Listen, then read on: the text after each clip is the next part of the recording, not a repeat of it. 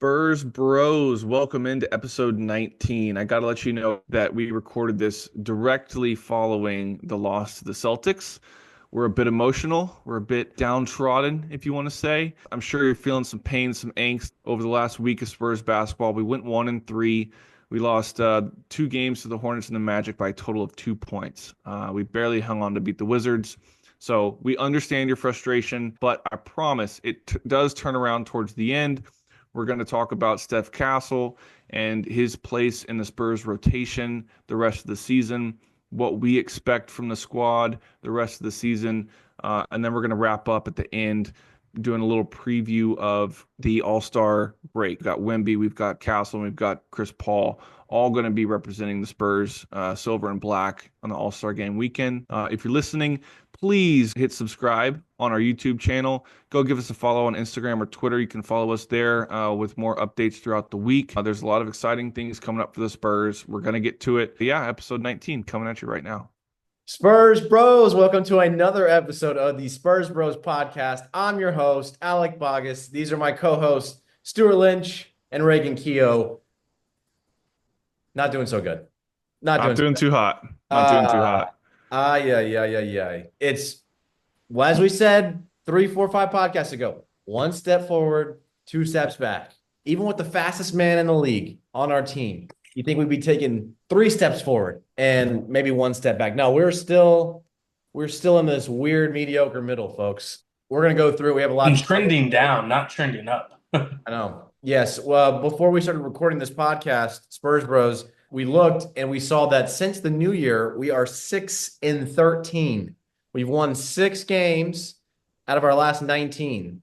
You heard that right. So, and we looked at some of these games, and we should easily be 9-10. At the very least, 9-10 going into the All-Star break. Quick thoughts on the last week that was. Man, it was tough. The Hornets game and the Magic game were so similar. I mean, it couldn't have been closer than it was. We lost 2 games by 2 points total. And it came down to last minute execution, the last play of the game. I know it's been the hot button topic for the last week plus since we've acquired De'Aaron Fox, that CP3 has remained in the starting lineup and Castle has remained on the bench. And further from that is CP3 being in closing lineups on defense rather than Castle or Sohan for that matter. So we're going to get into that stuff. But yeah, I mean, if you were to tell me to summarize the last 4 games since our last episode, just like Stuart said, we're trending down. It's not a good look. It's the All-Star break, in my opinion, could not come soon enough. All but 3 of our players are going to get some time to rest, spend time with family. It's been a rodeo road trip for 6 games. We've got another, I think, 5 or 6 more games on the road before we get home in March. So, couldn't come at a better time. But yeah, I think we all need a break from Spurs basketball right now. Yep. Just to piggyback on that, Reagan, he said 5 more 6 home away games until our season could be done by then if we lose all 5 of those or 6. Oh, facts. Just throwing that out there. By the time we play Spurs basketball in San Antonio again, our season could be over. But that's beside the point. Just like y'all been saying, rough week. We could have easily been 3-1 on the week, and then we could have very easily been 0-4. We're lucky we got that win on Monday night against the bum Wizards. That was like, we didn't pull away till 3 minutes left in the game. It was a 3-4 point game. So anyway, could have been anywhere in between, and we fell on the short side of it, 1-3 on the week. Tough week of ball to watch. Yes. So that's exactly what I want to do. I want to run through each one of these games because, again, they were so critical. Like, this is the time of year where you need to get your guys together. I mean, this goes back to high school basketball of, like, you start the season, you're trying to figure out each other, getting continuity with the offense, and then second half of the season after Christmas break or whatever it is, the new year, that's where you start to come together, and that's where you start district, and that's where. And you get into conference play. That's the time where it's like, all right, we've had our growing pains. We would get into district, and coach would start telling us, all right, freshmen, you're not freshmen anymore. You're sophomores. Sophomores, y'all are juniors. Juniors, y'all are basically seniors at this point. Like, you've had that's what coaches expect, is you take that first half of the year to learn, 2/3 of the season to learn. We're at that point, and I feel like we're kind of hitting a wall because it's exactly what you guys said. Like it's time to kind of galvanize as a unit. And Stuart, you're right, man. Like we come out of All-Star and we're not ready to go. This thing could be over quick, and we're getting we're getting right back into tankathon and lottery odds, and I'm gonna have to get way more into college basketball than I want to get into. Good time of year to get into. We got March Madness That's coming and fair. stuff. That's fair. But yeah, not what we I want didn't to mean be. to cut you off, This guy, Alec. we could draft him number 7. Oh, we could draft him number 4. Yeah, we don't want that. Let's try to get on a run here. Yeah, we're 6 behind 500 right now. If we get to 10 or 11 by the end of this rodeo road trip behind 500, then we'll just call it a year. So yes, let's start from the top. Okay, so after that Spurs win against the Hawks, it was De'Aaron Fox's first game. He had a big game. He had a nice show out. What's up? That could have been an L as well. Let's just throw that out there. That's a Very fact. well. Facts. That could have been an Absolutely. L too. We could be possibly 0-5 with Fox so far, but definitely could have been 1-4. Okay, but sorry, yeah, but thank God we won that one. That could have Yes. very well been an L. Thank God we won that one. De'Aaron Fox's first game, he shows out, he hits a clutch bucket, all the things. We're really excited. Then we play against the second to last worst team in the Eastern Conference, the Charlotte Hornets. And I think we were favored 10.5 points. I think that was the line. And you had a couple of guys who were questionable for the game, maybe even LaMelo Ball. Obviously, he decides to play. He was out 2 or 3 weeks with an ankle injury or something. And 5 games. of course, he wants to come back and play against the Spurs. That's all good and well. If we have enough talent to stop everybody else on the team. If you just don't let somebody else go off, if you don't let your role players go off and just take care of business. But nope, they got off to a hot start against us. They felt their oats. They got in confidence. And so by the time we cut into their lead and came back, they were already too confident. They're like, no, why can't we go win this game? And that's exactly what happened. And it's a darn shame because Stephon Castle had the game of his life. He had, as a rookie, he's leading the rookie of the year standings, but he definitely showed out. He ends up with 33 points in 30 minutes. 33 points in 30 minutes. He was in an absolute zone, and we lose that game. Does anybody want to explain what happened in that last couple of possessions there? Last few, I guess, because it was, again, devastating. Should have been a win, at least very, very, very, very, very least go to overtime and hopefully pull out a win in overtime. I mean, yeah, you walk into a game against the Hornets and the starting 5 is LaMelo Ball, Nick Smith Jr., Daquan Jeffries, Miles Bridges, and Musa Diabete. That should be Spurs by a billion. And so I tweeted that out. And yeah, lived to regret it a couple hours later. But anyway, we didn't have a lead the entire game until about the last one of the last possessions. So leading up to that, we were fighting and clawing the whole first half. There's no urgency. Is like we expected to walk in there and just obliterate the team, but they forget that hey, they get paid to play too. They're professionals also. They're NBA players, and you leave people open. You don't treat them with any sort of respect. They're gonna go hit open shots, and that's exactly what they did. They got out to lead. We whittled it down. Credit to us. Fox kind of imposed his will, headed down the last 6 minutes of the fourth quarter, and we think we've got, well, we know that we've got the 2023 clutch player of the year. He comes down, hezzy, tween, cross, step back, jumper, butter. And he puts us up 2 points with, what was it, like 7.9 seconds or something like that. It was under 10 seconds to go. Hornets call timeout. We're pumped. It's like, all right, let's get the defensive lineup in here to go play defense for one possession, and yeah, they go down, call timeout. Who's in the game, Stu? We talked about it last week. Who's in the game? Good old Chris Paul. Chris Paul, man, the 40-year-old cone. man who can't move laterally. You can't move. And all right, to play devil's advocate, which I love to do, Jeremy Sohan was the one on LaMelo Ball, and he got blown by. But on the other side of that, you got to think like, hey, don't let LaMelo Ball kill us with a 3. Like don't want their best player to hit a 3 to win the game, right? Yeah, he was overplaying him up top, which is good. Yeah, we want him to which try. is fine. Yeah, so he plays him up close, forces him on a drive. Great job, honestly. But you've got Fox, second game in San Antonio. He makes a bad decision to go help at the rim. He's not a shot blocker, but he makes that decision to go help at the rim. Bridges slides into the corner. Castle gets caught looking, not seeing the extra rotation that he has to make. Gets kicked to Bridges there, nails it with 1.2 seconds, I believe, on the clock. Hits a three. They go up one. It was just tough, man. Like it's kind of exactly what we've come to expect the last couple years, and we thought we had turned a corner with Fox, but no, it's the same thing. Same thing that's happened many a time. Yeah, for what it's worth, I think we lost that game in the first half. When you go down to a team like that by 20 in the first half, that's when we lost. I'm sure that's what Mitch was preaching too.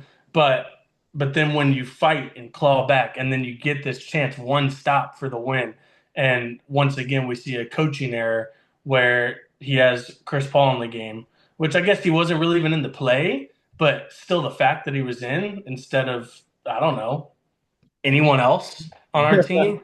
So that just shows right there. And then yeah, a lot of people are blaming Fox. I mean, in a normal like situation, it's his help anyways. Castle was the one who got caught looking, and that should have been his rotation down to the corner. But then Bridges would have just swung it to the next guy who would have had a wide open three on the wing. With no So time left. Yeah. yeah, so I mean, it was I don't know, two guys. Fox couldn't have helped. We should, worst case scenario, make Ball make a contested layup over Jeremy to go to OT, or we win. But yeah, don't lose, don't help. Who knows what Mitch was talking about on the timeout? That was my thing, dude, Tough. is like regardless of we've got a Darren Fox is new and maybe doesn't know our standard defensive principles late game like that. And we've got a rookie Castle on the floor, and we've got a Cone guarding the strong side corner and Chris Paul. Like, regardless of all those things that people can whine and complain about, Mitch Johnson and the rest of the coaching staff have to be screaming and yelling throughout that entire timeout. No threes. Don't help off. You stay home on shooters. That's Miles Bridges. That's Nick Smith Jr. That's Daquan Jeffries that were on the floor. Diabete is going to set that screen. You stay home on everybody. Jeremy, play up on ball. We want him driving to the basket. Worst case scenario, he gets a two. So in my mind, Jeremy did his job. Anybody that wants to blame Jeremy for going by, that's probably what he was supposed to do. My opinion, don't let, you're right. Castle said it after the game. Don't let Ball beat us. But that means force Ball to drive, but then you can't leave the open shooter. You can't do that, and it's on coaching just as much as it is on players. And I think especially it's more on coaching because Fox is brand new to the system and he doesn't know our defensive principles. So I again think that this is on Mitch Johnson and the rest of the coaching staff for not putting their players in a situation to be successful. That's my very strong opinion on this. Yeah, so 7.9 seconds left. I understand what they did there. Exactly right. You have Chris Paul guarding Seth Curry, probably one of their strongest shooters, their strongest shooter, in the strong side corner, so you can't help off. They take Wemby out of the play by bringing him out towards half court line, and so they brought in another shooter, so they knew they were playing five out. exactly right. And so yeah, exactly what you guys said. Jeremy, don't let him get a three. My only thing is just force him toward Wemby. I don't know if he had the presence of mind or if the game's going too fast for him to realize that. Like push him toward the middle, like push him toward that way versus like, just a little quick drop and go by on the right side of strong hand or what. And then yes, after that, look, it's still 5-4. These scores is 4 seconds left in the game. And then Steve Fox helping over. I mean, he already committed to help the first. He went early, bro. Yeah. Yeah. He went as soon as Jeremy got a step on him. He went. Yeah, way too early. And it's like, if you're gonna do that, tell Stephon, because if you look at Stephon, his head's turned toward his man, and then by the time he turns and sees he left both. Yeah, look at that. All five bro. of our guys in the paint when we shouldn't be giving up a three That's at all. that's what I'm all saying. Five in the paint. That's on crazy. coaching. That's Exactly. on coaching. That's on coaching. 100%. No doubt in my mind. And I know Miles Bridges is 29% from three-point line, but he just hit like one or two against him. He was hot that game. He had 22 points at that point in the game before sinking the game winner. Yeah. And this is like shooting practice for him. Look, it's wide open. That's warm-ups. And so my biggest thing is, if I can add anything, is like, why not for one play, I don't know why more coaches don't do this in the NBA, but they don't have any timeouts. Why don't you run something funky like a 1-3-1?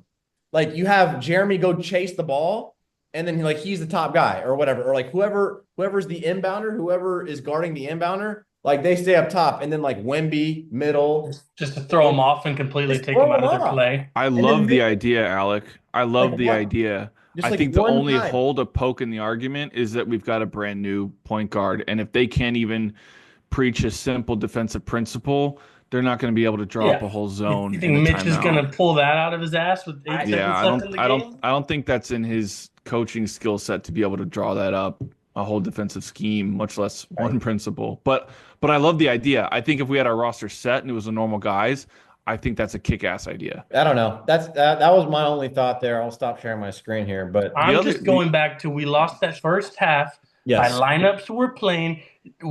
This whole week, Chris Paul's still playing 28 to 33 minutes a game, and he's putting up his same 6 to 8 points a game, 5 to 8, 9 assists, and like 2 boards. And Stephon's coming in playing 20 minutes one night, playing 25 minutes, and he's still getting 20 to 30 points on. He's basically getting a point a minute for whatever he's playing. Yep. It's ridiculous. And look we at talked about who he's before. been guarding. CP was on Nick Smith. He had like 19, 5, and 8 in like the game.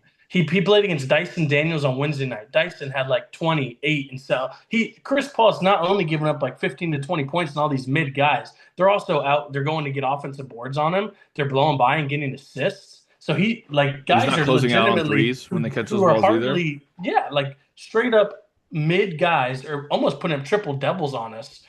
You saw it tonight. What Derek White can have. Derek White just had like 28 and 8. And who's guarding him? It's crazy. It's crazy that he's out there playing 30 minutes a 19, game. 7, and 9. I Yeah, for I Derek get White. it if he's still playing starting, whatever, because that's in his contract. We promised it to him. Fine, start the kid for 8, 9 minutes or 7 minutes the first quarter.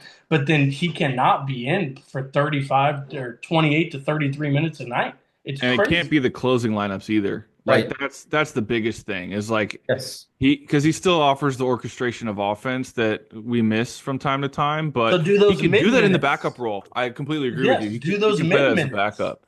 Yeah. And He so can't, that's the yeah. sorry, that's the debate that's going on Twitter X right now between Spurs fans. You've got people who are media and the media saying, "Oh, well, it doesn't matter because Stephon still gets his minutes and it's fine. Like he comes off the bench, 4 or 5 minutes No, after the game starts." And so what we're trying to say is it's not when Stephon comes off the bench or whether he starts or not, even though we do think he should start, but it's also the finishing. It's the closing lineups as well. Because I mean, this goes back all the way to the Memphis game, even before that, the Heat, Bucks. I'm trying to think of all these games where we're The last seeing, 9 games when he's been shooting 40% from three. Yeah, it's the whole stretch. I'm no, yeah, that part, but also the part of other teams saying, "Oh, Chris Paul's on the floor, go we are going after to that attack too." him. Yeah. Yes. Like high screen and roll, guard to guard, get the switch, clear out, go. And it's just like it's like clockwork. I mean, we saw it against the Bucks, we saw it against again Heat, Grizzlies, Hawks, and then Hornets as well. I mean, like Yep. it's All these secondary guards because we're having Fox on the main guys now, and we're doing CP on the secondary guard. And look at every score from the last week. Even Bub Carrington put up like 12, 7, and 5. Because I looked at all this before, and I was just like, all the secondary guards who CP was on all put up solid numbers all around because he can't do anything to stop him from getting boards, blowing by, dishing off for assists, and still putting up double-digit numbers points. It's crazy. It's crazy. right. It's And so, crazy that he gets more than 20 minutes a night. 20 is perfect for him. 20 minutes a night. That's what we can promise you. yes. But he's getting 28 to 33. Yes. And the other argument on this for the whole idea of, again, Stephon's on a roll.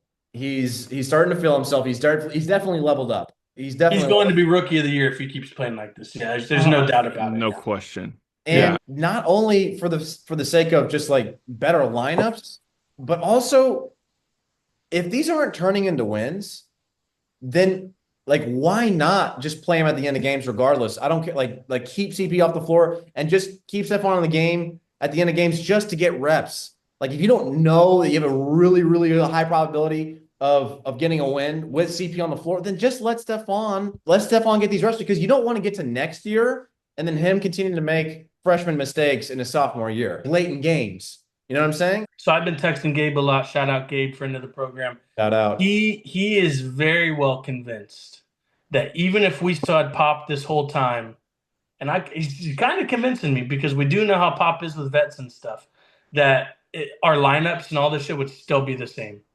because Pop respects, like, see, he loves CP first off, but he respects like leadership, he respects veteran status, all that. Like, other than Wemby, when has he ever showed a Rook like, that like, I'm gonna favor you over Hall of Famer Chris, like, so he keeps saying that. And I'm like, dude, you know what? Like, you very well might be right. But even and like, if Pop was here this whole season right now and we were like the same lines and stuff, what would we be bitching about? We would just be bitching about play. Right now, we have this out because it's Mitch, not Pop. So we're bitching about Mitch. But like, quite frankly, like, what if we still don't know how involved Pop? Like, what if I mean, they're in Mitch contact, is directed to do all of this? I mean, what if he's directed to, and he's like following his fucking orders from his superior? My take on this that I realized today is every single person in the Spurs fan base is clamoring for Castle to start and for CP to get benched and reduce his minutes and reduce his role and all this stuff.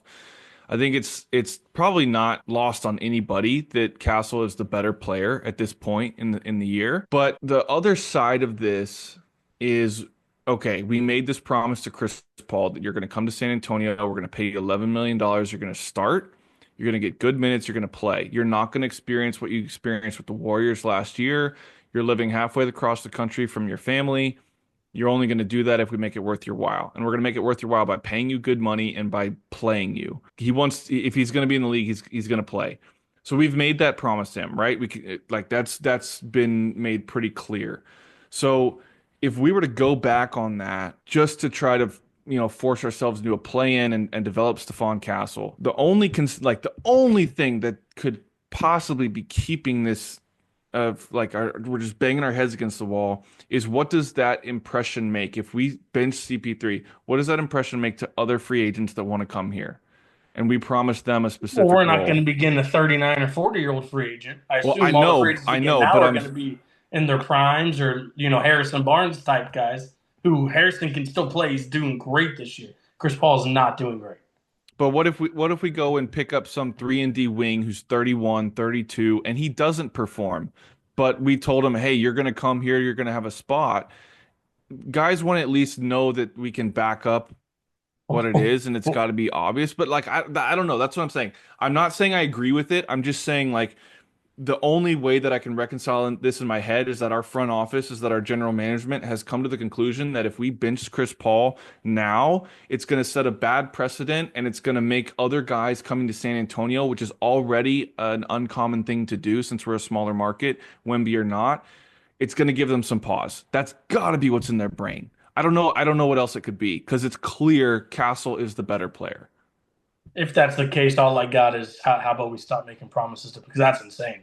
It's not hey, bro, your name of who you are, you're gonna get this many minutes. It's performance based. We're trying to win and shit. Like, I don't care who you are. If you're ass, get out the game.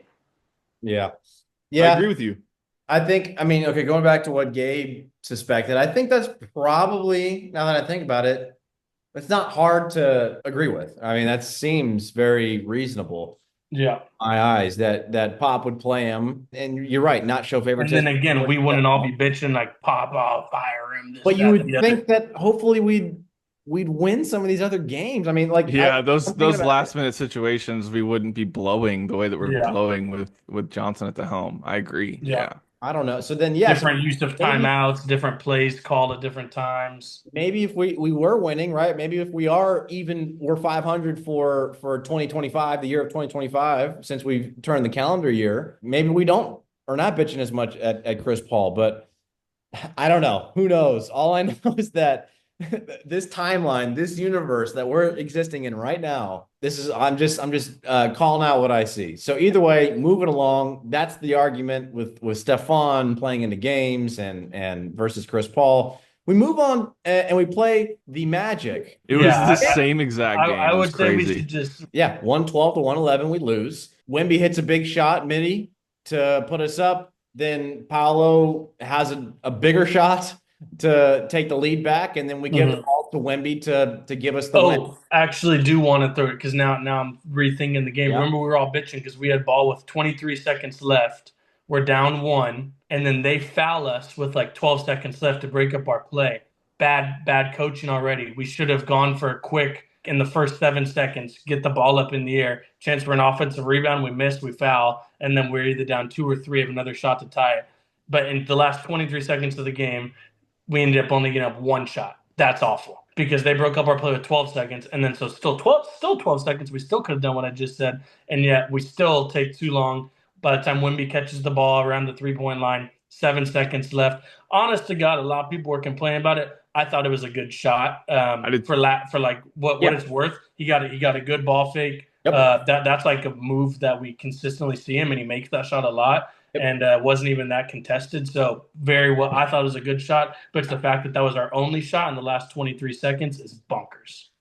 Completely agreed. I think you nailed it right on the head. Yeah, I don't mind the shot at all. I wasn't mad that he missed it. Great look. He set Mm-hmm. three. He still had separation. It just Yeah. missed a little long. That's all right. And And I've been complaining all last year and this year. Like I've been wanting us to go to him finally for like that buzzer beater shot. The past couple of games we've been doing Fox. Last year we did go to Wemby sometimes, but he was unselfish Evan, and passed it off. This might have literally been his first like buzzer beater shot he took in his whole career. He missed it, unfortunate, but yeah, I was good with the shot, honestly. Just I wasn't happy with the time management. yeah, and if you're looking at the box scores again, both sides, Magic, Wagner 33 points, okay, right. Paolo 17 points, so that's 50 between them two. But then you got Anthony Black goes off for 20, Cole Anthony for 13, and Jonathan Isaac for 14, 14 and 20 and Yeah. 13. But that's not good from. It's not good. Well, And then if you're looking at the You Spurs, De'Aaron only had 9 points, 9 points, nine yeah. assists. But that's in 34 minutes. Uh, yeah. Well, Victor, Magic guards play great D, so I wasn't expecting him to go off for 20 or 30. Honestly, I kind of follow the Magic, and Suggs every could time make an like all they defensive held Trey team. Young the other Yeah. night to like 16 and 8. Like they play great defense. But my point is how you just said all those guys. You said 14, 15. It's consistently night in night out. We get beat by other teams. Other teams' role players are better than our role players. correct. Sheldon not consistent, Devin not consistent, Jeremy not consistent, everyone, Julian not consistent. Everyone is Right. not And consistent, and it's other teams beat us by the role players. and it's on one side of the floor. It's like Julian might be like 4 or 5 from three in the first half, but then like two blow bys, backdoor, get out of the Yeah, Turnover. so it's rebound. cool. You had 12 points, but if you Same with gave up Keldon. 8, that, He that might right. Same with Keldon. And tonight was with Devin, right? It's like Pritchard's going. I mean, Pritchard's badass, right? I mean, but I mean, it's not just they're not playing well on offense. It's either they might be playing great on offense and then they're playing bad on defense, or vice versa. speaking I of think it Devin, comes down. Oh, go ahead. well, I was going to say 8 and 7 over the last 2 games. And speaking of Keldon, I think 5 and 4. Two guys on the roster collectively making 52 mil a year put up 11 points for us the last 2 games. It's not what Yep. you want. It's not what you want. I think big picture, we're down a big. We signed Bismack. That Magic game, we keep Paolo to 17 points. Job well done there. But yeah, the rest of the rotation beats us. But I think it comes down to the rebounding, fellas. 40 Every night. we lost the rebounding battle Yes. 45 to 34. Big We gave time. up 13 offensive rebounds to the Magic compared to our 4. That's an extra 13, possessions essentially that they got at this. They took 11 more shots than us on the night. Even turnovers, that's got to change. And it we can talk about schemes, we can talk about skill level, we can talk about depth all we want, but it's physicality and it's consistency. It's consistent effort and it's the ability to lock in for 48 minutes, not 41 or 42 or 30 like it's been some other nights. It's just disappointing because you can see it as soon as the ball tips off. Are the guys locked in tonight or not? It doesn't Yeah. take long for us to tell. And that's a sign of a young team. And when we've got 3 guys in the starting lineup that have 7+ years of NBA starter level experience, that should change quickly, and it hasn't changed quickly enough. And the other guys are Wemby and and Vassell's a 5-year guy, and Wemby's a top 10 player in the league. Like we shouldn't be having this lack of consistency, urgency, and effort to Yep. start the games and then try to claw our way back in.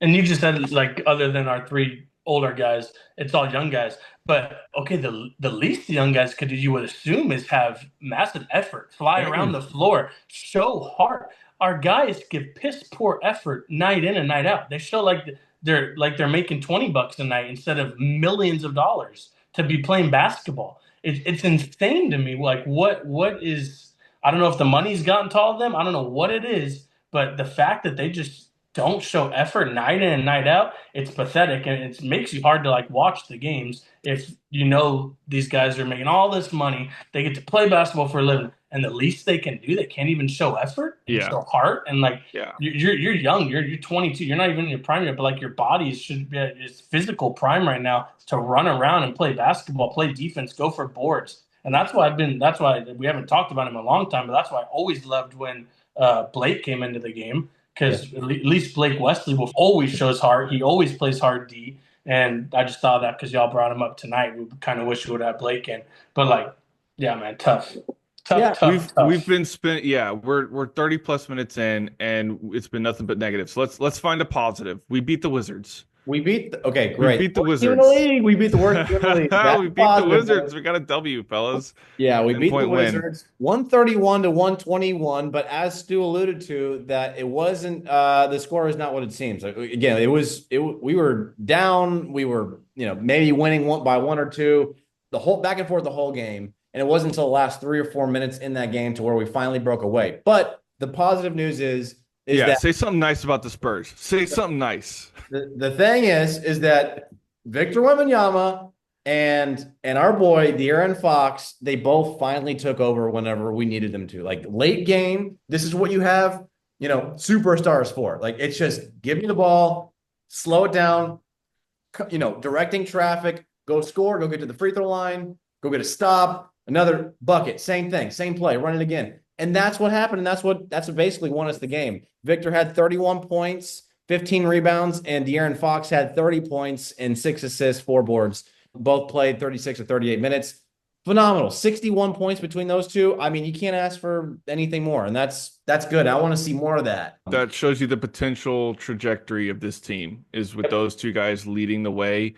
Both of them probably getting 20 plus shots a night, and other guys finding ways to fit in and knock down high quality looks. That's the potential of this team with those two players leading the way and Stephon Castle not far behind them.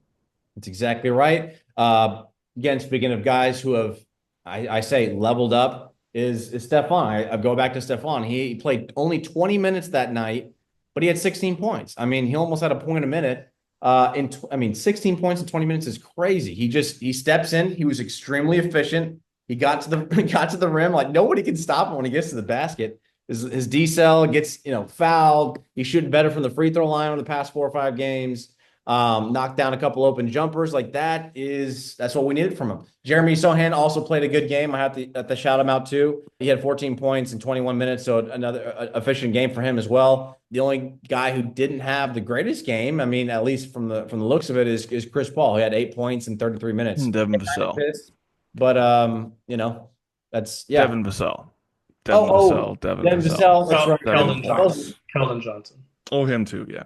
Okay. Yeah. Right. Okay. Yeah. We'll skip over that if we're trying to be positive here. All right. Yeah, we are trying to be positive. Okay, I'll say something good about the Spurs. As I look at the box score, the Wizards played 9 players, and they had 9 players in double figures. So we overcame a very balanced scoring attack. That's probably the first time I've ever seen a team plays 9 players. Actually, pretty sick. Every player's in double figures. That is, I really think that's the first time I've ever seen it. So we overcame a first, maybe. I'd love to get Jordan Howenstein on stats there to see the last time that's happened in the league. We had to have done that at some point in our good old days, Spurs basketball, playing 10 guys. We had to have got it. You think so? Everybody in double figures? I would hope I would imagine, honestly. I know we've gotten close. I know it's been close. Pretty sweet. Yeah, they had 9 guys between 10 and 18 points. Well, let me know when y'all are ready to stop the positive because I have something real good to talk about. Okay. All right, tell me. All right, we said something nice. So Get back to it. So positivity. We thought getting De'Aaron Fox, we're like, woo, yes, let's go. We are now 1 to 2 moves max from being serious contenders. We're there. Let's do it. I am terrified that other than Fox, Wemby, and Castle, we might need to get a whole new team, boys. A whole new team. Okay. So I'll be okay. So here I'll be the balance here. We are not sorry, but we are not 1 or 2 moves away.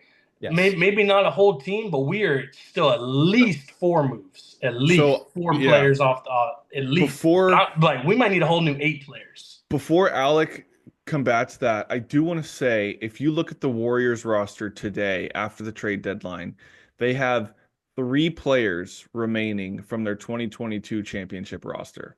Every single other player has been moved or left voluntarily. So when you look at, you just named our 3 guys, and if we think we could be legitimately competing for a title in 3 years, just based on what the Warriors team looks like right now as a 10 seed at 27 and 26, we're two seeds back off of them. Like you could say we're in the Warriors ballpark right now. I know they just got Jimmy Butler, but you could say we're in their ballpark, and they are literally 12 out of their 15 guys on their roster is different from their championship roster 3 years ago. So yeah, Stu, you might be on. That might have been the best realization I've had is that we found our core, and it's 3 people. It's not. We can probably almost do the same with the Nuggets too. Dead ass. They're winning team from like 4 years ago or 2 years ago, whenever that was. They've got. They only have like 4 of those guys left. Yeah, they lost all their core players. Their core 4. Especially today's NBA with how much people are moving around, the new rules, CBA, all that. Yeah, but Alec, bring us back to life. What do you got?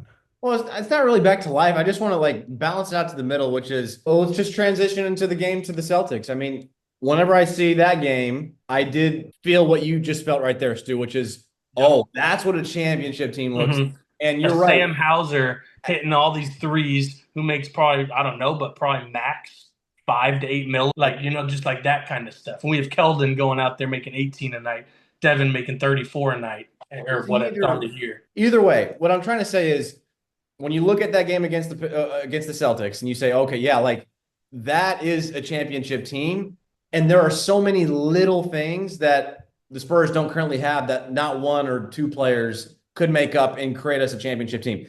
Because I'm serious, like let's go through all the little details. Derek White, I'm watching him.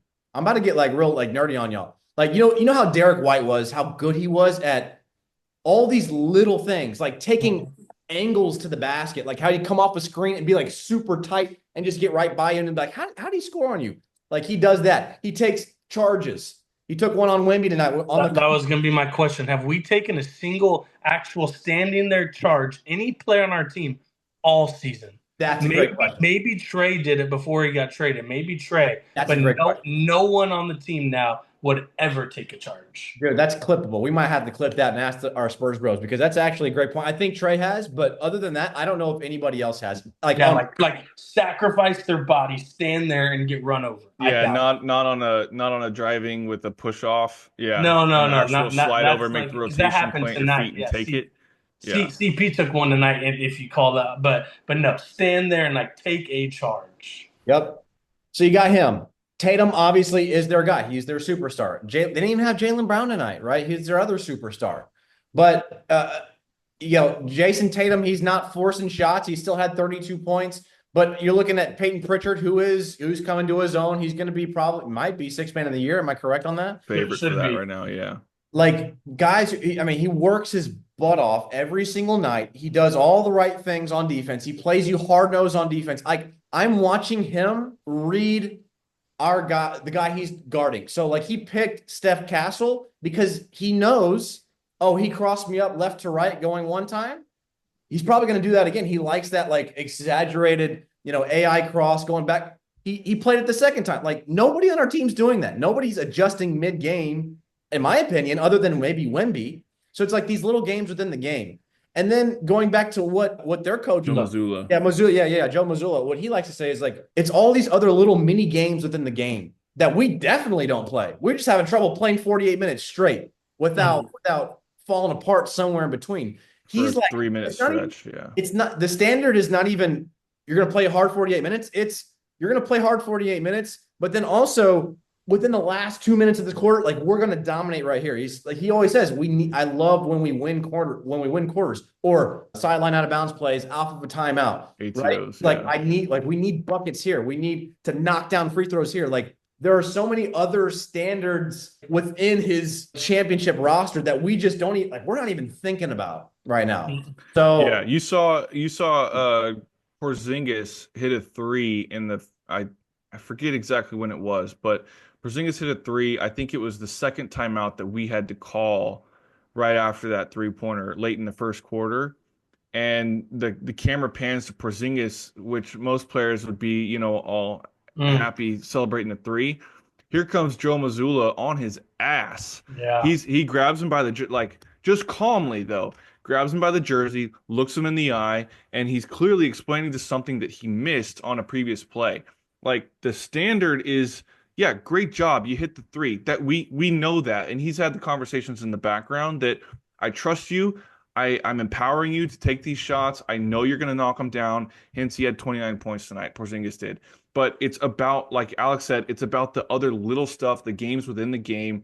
He clearly missed an execution. It was probably some rotation that they had scouted out for him ahead of time, and he blanked. And those are the differences that I want. I want so badly to be complaining about the right. little things like that rather than complaining about guys not giving 48 minutes of consistent effort and thinking the game like we're not. You run into the buzzsaw that currently is the Boston Celtics, the defending champions, and you realize how far away we are. Yep. And like we said a second ago, you look at the Warriors roster from 3 years ago, 12 of those 15 guys are no longer with them. We're a long way away. We've got the core pieces, but we are a long way away. We said last week that we were two pieces away, two players away. Let us live, everybody. We just got De'Aaron Fox. Let us be happy, but we get it. Yes. We get it. Yeah, Reality we're check this we're, week. we're far away. Yep. And that's to bring a little football analogy into this. I heard the great Nick Saban say this. He said, "We don't practice until we get it right. We practice until we can't get it wrong." Like that's just a completely Oh, I different. like that. You know what Yeah. I'm saying? Like I like that. we practice a play until we cannot get it wrong, until we cannot mess up. It's so boring that we cannot get it wrong. And we're just like, again, we're over here like we play I love 41, that. we play 41 of 48 minutes, and it's like we're mad, and you hear Doris Burke on ESPN saying, "Look how mad Wemby looks." He hates losing, and it's like no shit, he hates like okay, great. We're tired of hearing that like he's a competitor, he wants to win. Go compete. It's like go like we need there needs to be something else. I don't know. Players only meeting something needs to change. I don't know what it is. I don't know who needs to wake up, what the spark is, but yeah, we are more than at this point in time, more than one or two players Chris away. Chris Paul can only take us so far in our development, and I think we've Right. basically reached that limit. Yeah. Unless something changes out of the rodeo road trip, I think we've reached the limit of what he's going to be able to progress our guys. De'Aaron Fox, soak it up. But honestly, this hater me rival of Chris Paul for 19 years is about to come out. De'Aaron Fox, you're talking about how Chris Paul is going to be there and you're going to be able to learn from him for the rest of the season. Soak it up, but don't soak up too much if you ever want to get out of the second round. This man doesn't know how to actually finish Mhm. games. He doesn't know how to finish series. He doesn't know how to actually go get it done when it matters. Look, hater me is back. I don't even care anymore. I've been like keeping this to myself until today. I think I just snapped, fellas. I just snapped. Chris Paul, cool man, cool man. What was it tonight? 5 points and 8 assists. Cool man. 28 minutes. Cool man. So Alex, and you've been all season long, like you always say like, oh, this Spurs team back then we got on that run and we made the play. Do you think this team is still capable of going? What I've been preaching all year, we're like a 5 to 8 game run away from, and I guess numbers wise we are, but like, do you think this team's even capable of even freaking four game win streak, bro? Like 5 to 8 game win streak to make that leap into the play-in this year? Do you think we're even capable? I think great question. I think it looks very, very dim right now. I think yes, because of De'Aaron Fox. If we didn't have De'Aaron Fox, I would say absolutely no way. I would say like after this Celtics game without De'Aaron Fox, I say nah, pull the plug. I don't Yeah. think so. I don't think so. With De'Aaron Fox, I say yes, we are capable, but it's still dim. It's still very we're running low on oxygen, boys. Yeah. So and it doesn't again. Five games in a row, bro. I'm Yeah, something just clicked to me. We ain't winning 5 games in a row. No shot. The rest of this You don't season. think? We got De'Aaron Fox. That's awesome. I hope he thrives. I hope he understands what it means to be a Spur and gets all that and it clicks with the two guys he's going to play with for the next 5 years, Castle and Wemby. But we ain't winning 5 games in a row. What are we talking about? Dude, you're turning this dude, What the hell, dude. dude? We were saying before we hopped on here how good the Pistons are. The Right. Yeah. Pistons. Yeah, we were The like, we might go Pistons are 0-2 on 28 and Austin. 26. We're like, oh God, I don't know if we can handle them. Oh my God, Isaiah Stewart is gonna go kill us for 15 and 15? That's a problem. I'm gonna Dude, be And that's dude, we terrible. sad that rubbed we're off. only asking for a 5-game win streak in a whole season and we can't No even get it. shot. That is We haven't sad. done it in 5 years. Yeah, that's facts. We figured that out the other day or a couple of weeks ago. Good So lord. I could bring up one positive take. I was thinking about it is this All-Star break will probably be super good for Fox because honestly, I feel like he still doesn't. I know he's played 5 games with us now. He still doesn't seem like he's found his way. He had 30 against the Bums. He had 24 on opening night, but then he had like 9 against Orlando.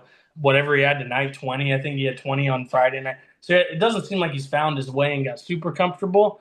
But think about it. He's been on the road with us since he got here. Since like still the last 10 days of his life have been mad hectic. Now we're gonna go home. He's gonna get to chill. I don't know if he already has a house, but we know like his wife's family lives there, so get to be with family, just chill for a week. I could see him come back and like start to average back to like 27 to 30 at least for the next couple weeks. Come out hot and like try to give us that push to make some wins. I can see that too. We had a 4 game streak in November. Okay, it was So not not five. quite to five. 5 games ain't gonna happen. I will say, shout out to Fox Muse on Twitter. Gave that account on a follow when we got De'Aaron Fox, which is cool because that account, whoever's running it, has been following De'Aaron Fox since he got in the league. He's talked about, I've seen every game just about that Fox has played in the NBA. What I can tell you is he's still getting used to the offensive schemes in San Antonio, which I thought was interesting because Mike Brown, as we all know, comes from the Greg Popovich coaching tree. And somebody responded to that tweet and said, is it really that different? Because was Mike Brown not running a lot of the same stuff? A lot of times when coaches leave Greg Popovich, they're running a lot of the same system with their own tweaks to it wherever they end up as a head coach. And he said, no, what they've been running a lot under Mike Brown has been a bunch of dribble handoff stuff, getting De'Aaron Fox the ball, coming off with speed, trying to get downhill, which we really don't do a ton of. I think a lot of what we end up doing is off-ball movement. We're doing stagger screens, we're doing Iverson cuts, we're doing, cross screens to get people across the paint. We're running pin downs for Wemby to come up and get it near the elbows or top of the key. So it's a lot of different principles, a lot of different looks that we're trying to get. And I think we'll find a mesh in between. But yeah, for the time being, De'Aaron Fox is doing stuff that he's not used to. That's one thing that we're gonna have to get used, get acclimated. And it's gonna have some growing pains, but again, that's what the rest of the season is for. Right. I know I just went on my rant, but I think the best thing that I can do clearly for myself is to find a couple of goals, and the first one is going to be let De'Aaron Fox get used to the players that he's playing with, find what works for him in the midst of this system, and build on that as we head into an off season and he gets a full training camp to understand all this stuff. But yeah, shout out to Fox Muse. It's been a really good follow for me as a Spurs fan, not having watched a lot of De'Aaron Fox at this point in his career. If we're looking ahead now, I know we got negative Nancy for basically most of the podcast here, but I'm looking ahead now, and with this All-Star break, you've got afterwards, again, we come back, we play against the Suns, the Pistons, the Pelicans, and the Pelicans. That and then the Rockets, right? So the Pelicans are the worst team in the West. If not, they're almost the worst team in the league. I guess the Wizards still the worst, but they're 12 and 41. I think even the Hornets are better than them. Yeah, Yep. 13 and 39. So, I mean, man, if you come back with rested guys, the Suns are trying to make a push, so that's going to be a tough game. But if you can win that game and then come back and sort of, start to make a push. I mean, the Pistons, they haven't established themselves. They haven't established a brand of like who they are yet. Like we're talking about standards, right? Like their standard isn't to go win playoff games yet, either, or to make a playoff. So, I mean, that's also a winnable game. And you do that, then you go play the Pelicans, hopefully beat them back-to-back times. I mean, that could be 4 games right there that are winnable. Again, the Suns might be the toughest challenge just because I mean, even on paper, the Pistons look like the harder team.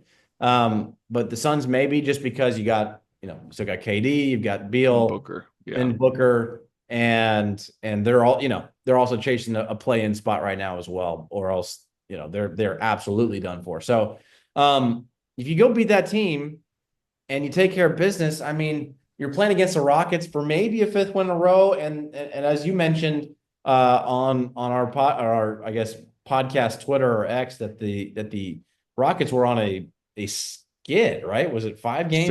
I think it was a 6 game streak until Yeah, they found a win the other night. Yeah. yeah, Here's the way that I see it. If I'm going to step back from, the sky is falling, we come out of All-Star break. If you can go beat Kevin Durant and Devin Booker and the Suns, right? That's some positive momentum. Next night, you've got a team that I agree will be a harder game for. Well, I don't know. I couldn't really tell, but for me, I think the Pistons will be a harder game because okay, if there's one thing that they have done this year, it's established their identity moving forward, which is we're going to play our ass off and we're going to be physical with you. That's led by Cade Cunningham, and believe it or not, Isaiah Stewart is leading the charge that way. And if they're going to play hard for all 48 minutes. Um, so I think if we come back with 2 wins in Austin, right, there's going to be all this festivities, all this hype down in Austin for the Spurs weekend stay in Austin. If we can come out of there with a shot to go beat the worst team in the Western Conference 2 times in a row the following week in New Orleans, that's a 4 game streak heading into a rivalry game against the Rockets, and we all know it's F Houston. yep, So yeah, there's a legitimate shot that we you know get our rest and come back ready to attack the next 5 games, and we're back in it. We're pushing for that play-in postseason opportunity. right, Um, but the squad has to take that very seriously because if you go in and you drop to the Suns and you play around and you drop to the Pistons, and then even if you split then with the Pelicans, you look up and we're 24 and 32. Season's over, fellas. Pack your bags, Cancun on 3. And like I said, I'm gonna have to start watching a lot more college basketball and figure out who we're gonna go draft. But there's certainly opportunity there for us to make a push. But the guys on the roster have to understand the opportunity that's in front of them and the magnitude of that moment, and they have to honestly decide: do we want to take a step forward, or are we okay being the same team that we've been for the first 50 plus games of this season? yep, that's exactly right. And you know what? Go take a rest, go back, fly back from, get back home to San Antonio, recoup a couple of days. I just hope that they're not going to Cancun. I mean, players might be, but I don't know, man. Just me as a competitor, right? If I'm losing like that, I want to rest, recharge, rehydrate, get a lift in or two, kind of get your muscles feeling good again. And then I don't know, I'm staying in the gym. I have to imagine, some of those guys will. I know Stephon and Wemby obviously will be at the All-Star game, so they're going to be on a And court. CP And yeah, skills challenge. NCP. I don't know if you combine those three and then De'Aaron Fox, who, as Stu just mentioned, and that's a positive. I mean, he's going to finally have some time at home. He may just want to stay in San Antonio, may not go travel again, even though since he's already been on the road for 4 weeks or however long, he may just want to stay in San Antonio and just like Go find get settled. footing Yeah. there. So that could be a little blessing in disguise for us. I don't know. It just kind of depends. But get some rest, come back, and then let's just see what we can do. I mean, there's still however many games left, 30 something games left. You got Mavericks back to back times in March. And then right after that is the Hornets and the Pelicans. The Mavericks obviously are in not free fall, really, but I mean, they're not without AD.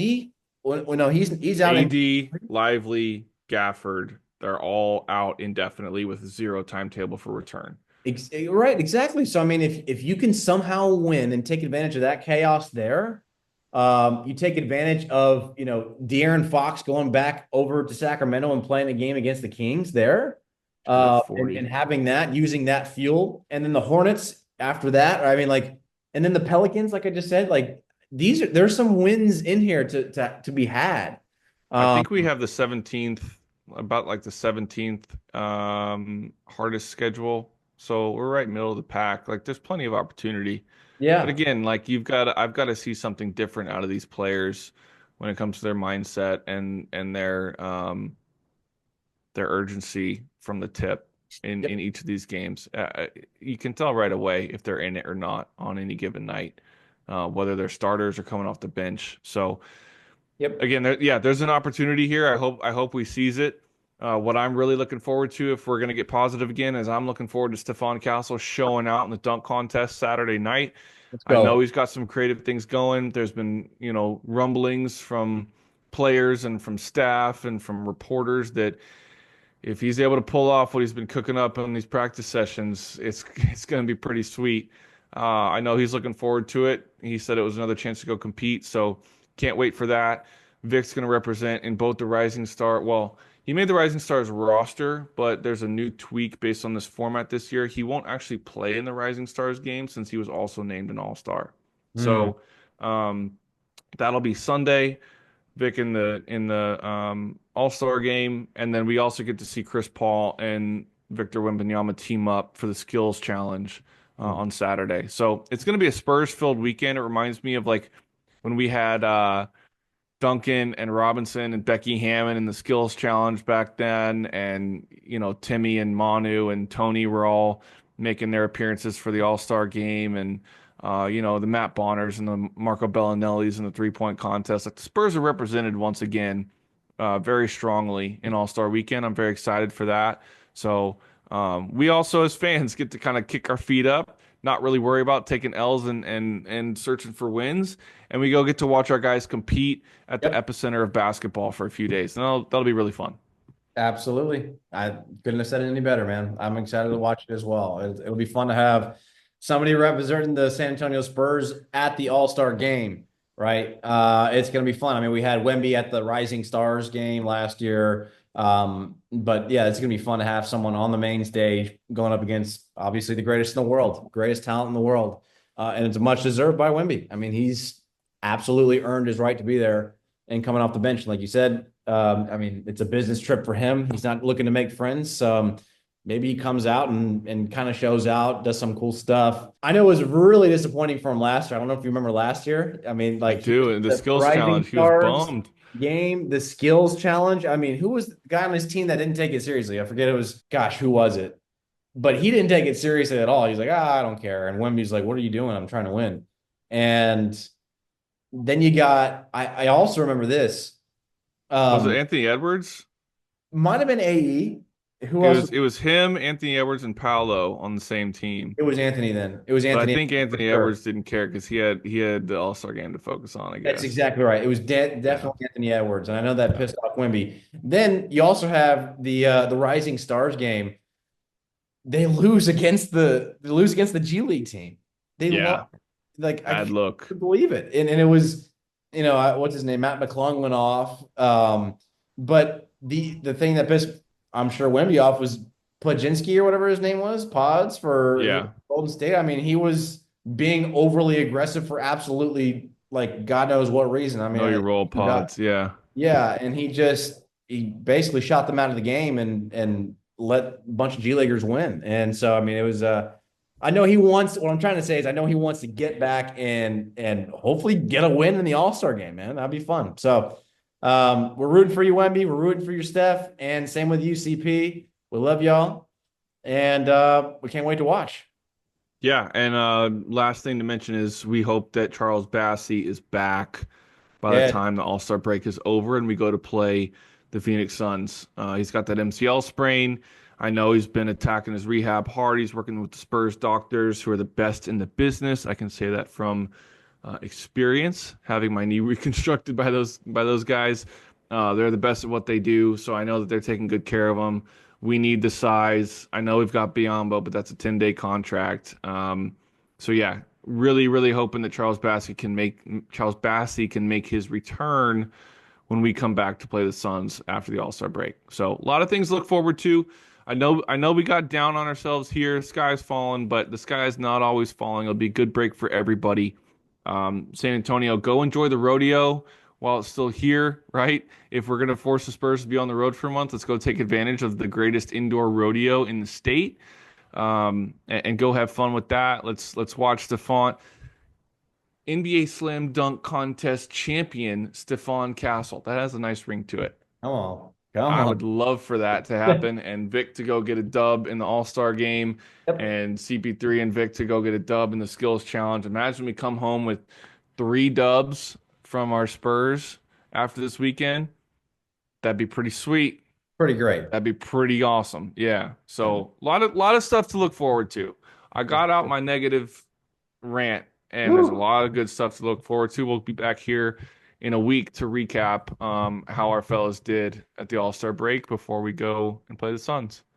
Yes, sir. Let's do this thing, man. Come on, go. Come on, boys. Let's go. We got this thing. We're Absolutely. fine. We're Come on, fine. fellas. Yeah. All right. Well, everybody go tune in this weekend.